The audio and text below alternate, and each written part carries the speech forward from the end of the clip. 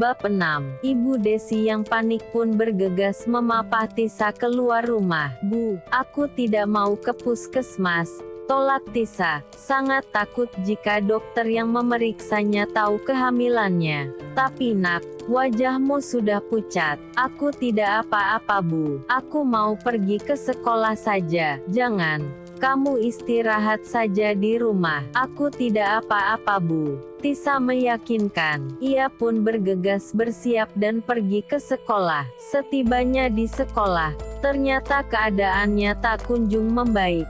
Tisa merasakan mabuk berat di awal kehamilannya. Baru saja ia duduk di kursinya, rasa mual itu kembali datang.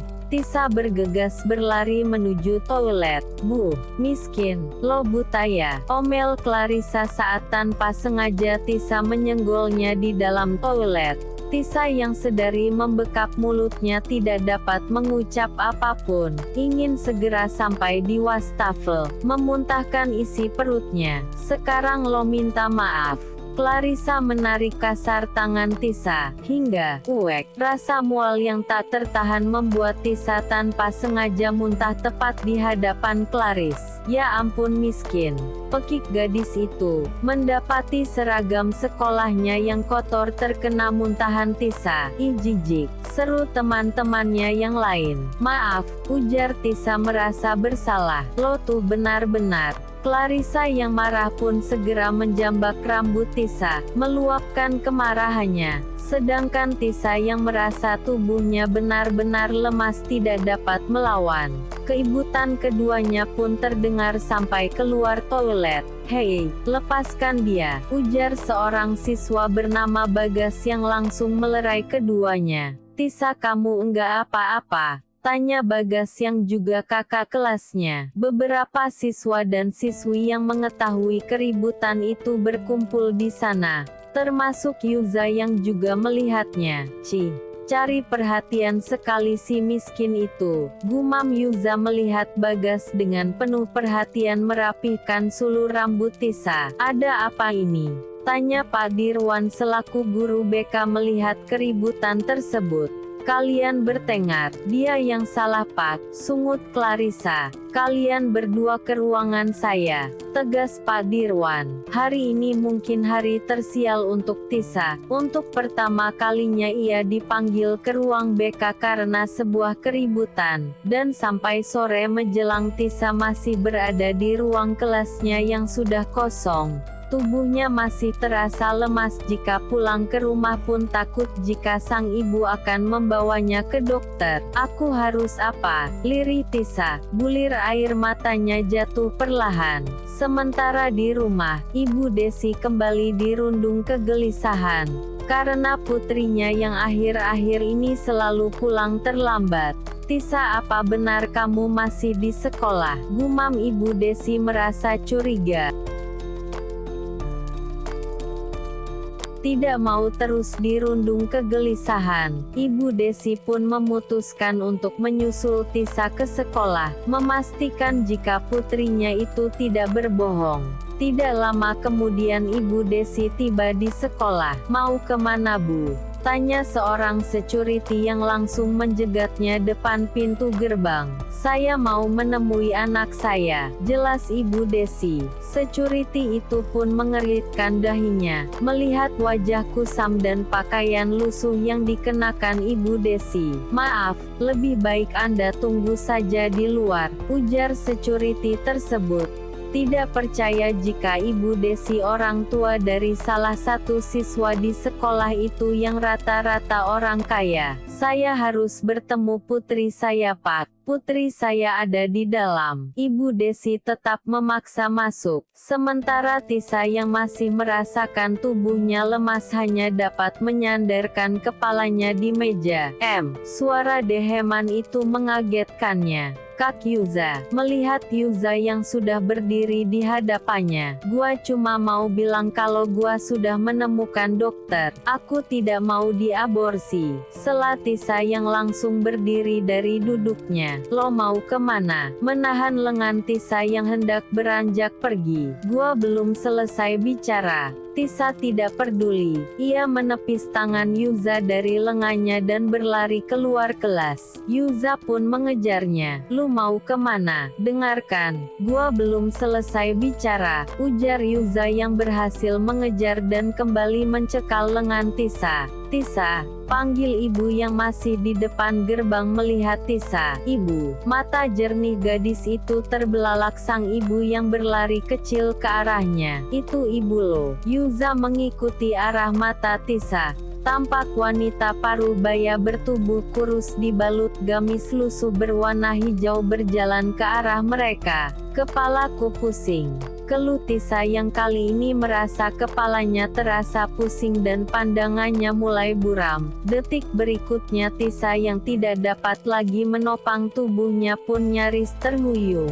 Namun Yuza dengan sigap merangkulnya. "Tisa, kamu kenapa nak?" ujar Ibu Desi panik, melihat tubuh lemas Tisa bersandar di bahu Yuza. "Tisa, kita ke dokter sekarang ya nak," bujuk sang ibu semakin khawatir. "Tidak Bu, aku tidak mau ke dokter," tolak Tisa dengan nada lemas, meraih tangan Yuza dan meremasnya. "Biar saya yang bawa Tisa ke dokter," ujar Yuza yang langsung mengerti. Jika Tisa takut dokter yang memeriksanya akan tahu kehamilannya. "Ya sudah, ibu ikut ya." "Tidak Bu, ibu tunggu saja di rumah ya, nanti saya akan mengantarkan Tisa pulang," bujuk Yuza. "Tapi, saya pastikan Tisa akan baik-baik saja," Yuza meyakinkan.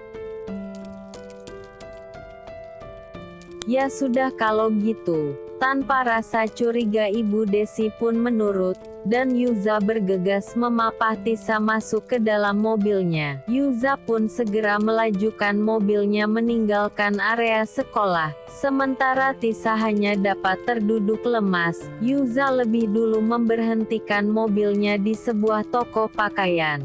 "Pakai ini," titah Yuza memberikan paper bag pada Tisa. "Baju." Tisa mengeritkan dahinya, melihat pakaian di dalam paper bag tersebut. "Lo ganti pakaian lo, enggak mungkin kita ke dokter pakai seragam sekolah," jelas Yuza yang sudah lebih dulu mengganti pakaiannya. "Enggak mau." "Kamu pasti mau bawa aku ke dokter aborsi kan?" tuduh Tisa. "Ngak, gua akan bawa lo ke dokter kandungan," bantah Yuza. "Cepet ganti," perintahnya kembali yang langsung keluar dari dalam mobil, membiarkan Tisa mengganti pakaiannya. Tisa pun bergegas mengganti pakaiannya, dan Yuza kembali melajukan mobilnya menuju rumah sakit. Setibanya di sana mereka diminta untuk mengantri. Tisa yang masih lemas memutar pandangannya. Tampak beberapa ibu hamil yang juga tengah menunggu didampingi suaminya. Pemandangan itu membuat Tisa merasa sedih. Di usia remajanya tidak seharusnya ia berada di tempat itu. "Ibu Tisa," panggil seorang perawat di sana, mempersilahkan Tisa masuk ke ruang pemeriksaan. "Pasangan muda yang serasi," puji seorang dokter wanita pada Tisa dan Yuza yang hanya dapat tersenyum kaku. Selanjutnya dokter tersebut pun memeriksa kandungan Tisa, dan sang dokter menyarankan agar Tisa bed rest di rumah, karena kandungannya lemah. Hal itu tentu saja membuat remaja itu dilema. Bagaimana ia harus beristirahat sepenuhnya di rumah, sementara ia harus tetap ke sekolah dan melakukan banyak kegiatan. Setelah pemeriksaan itu selesai, Yuza pun mengantar Tisa pulang. "Tisa, kamu sudah pulang nak?" Ibu Desi yang sedari tadi menunggu di teras bergegas menghampiri Tisa yang baru keluar dari mobil. Sementara Yuza yang masih berada di dalam mobil memandangi rumah usang di hadapannya. Bahkan beberapa pondasinya sudah hampir rapuh seolah siap untuk rubuh. Benar-benar membuat Yuza merasa miris. "Tisa, apa kata dokter?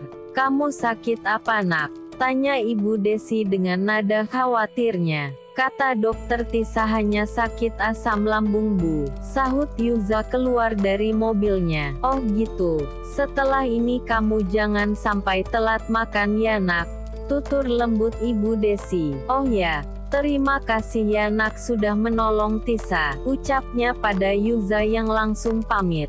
Tisa, kamu makan dulu ya, ibu sudah siapkan makanan untuk kamu. Setelah makan kamu minum obat dan istirahat, ujar sang ibu dengan penuh perhatian, menuntun Tisa menuju meja makan. Terima kasih ya bu, balas Tisa seraya menyantap makanannya. Tisa, tadi itu temanmu, dia baik sekali ya, tampan pula, puji sang ibu pada sosok Yuza. Sontak saja membuat Tisa tersedak mendengarnya. Diminum nak, ibu memberikan segelas air putih. Tisa tersenyum tipis, tidak dapat membayangkan bagaimana reaksi sang ibu jika tahu Yuza yang dipujinya adalah pria yang menghamilinya. Pagi berikutnya, Tisa tetap pergi ke sekolah seperti biasanya, walau keadaannya masih lemas dan mual-mual. Dan benar saja setibanya di sekolah Tisa kembali merasa mual, terpaksa membuatnya harus menuju ke toilet. Selesai memuntahkan isi perutnya, Tisa pun keluar dari toilet, namun kepalanya kini kembali terasa pusing. Tisa, kamu enggak apa-apa, ujar seorang pria menopang tubuhnya yang terhuyung. Pak Dirwan. Tisa terperanjat melihat sosok guru BK itu yang berada di belakangnya. Saya tidak apa-apa, Pak. Kamu sakit? Tisa menggeleng. Ke ruangan Bapak sekarang. Titah pria tersebut diikuti langkah Tisa yang patuh. Silakan duduk Tisa, lanjut Pak Dirwan mempersilahkan Tisa untuk duduk di hadapannya. Ada apa Pak? Tanya Tisa tidak mengerti, mengapa Pak Dirwan meminta untuk ke ruangannya. Seharusnya saya yang bertanya. Kamu ini kenapa? Kemarin kamu membuat keributan, dan wali kelasmu mengatakan nilaimu turun drastis. Pak Dirwan balik bertanya. Saya, Tisa meremas telapak tangannya dengan gelisah, tak tahu harus menjawab apa. Kamu sedang sakit? Tisa menggeleng. Atau kamu sedang hamil? Selidik Pak Dirwan yang spontan membuat Tisa tercengang mendengarnya.